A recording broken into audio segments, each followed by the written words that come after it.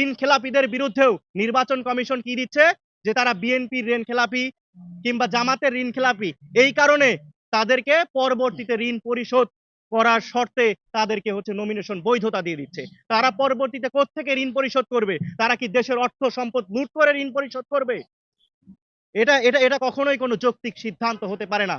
আমরা স্পষ্ট ভাষায় বলে দিতে চাই, যাদের দ্বৈত নাগরিকত্ব রয়েছে তারা বাংলাদেশের স্বাধীনতা এবং 24-এর গণ অভ্যুত্থানের যে চেতনা রয়েছে, তারা এই বাংলাদেশ পন্থার চেতনাকে তারা ধারণ করে না।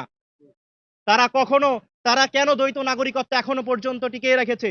অনেক সময় অনেক যুক্তিতর্ক উপস্থাপন করা হয়, তাদের উপরে নাকি জুলুম হয়েছে, নির্যাতন হয়েছে, তারা নাকি এই জন্য তাদের নাকি দ্বৈত নাগরিকত্ব গ্রহণ করা হয়েছে। আমরা মানলাম যে আপনাদের উপর জুলুম নির্যাতন করা হয়েছে, কিন্তু আপনার যেই তৃণমূলের নেতাকর্মীরা রয়েছে তাদের তো অন্য কোনো দেশে যাওয়ার সুযোগ ছিল না। তাদেরকে আপনি বিপদের মুখে রেখে আপনার তো কোনো দায়বদ্ধতা আপনার নেতাকর্মীর প্রতি নেই, দেশের প্রতি নেই, এই কারণেই তো আপনি দ্বৈত নাগরিকত্ব গ্রহণ করেছিলেন। তারপরেও মানছি যে আপনাদের তখন পরিস্থিতির কারণে দ্বৈত নাগরিকত্ব গ্রহণ করতে হয়েছিল, কিন্তু অভ্যুত্থানের পরে আজ 1.5 বছর হয়ে গেছে।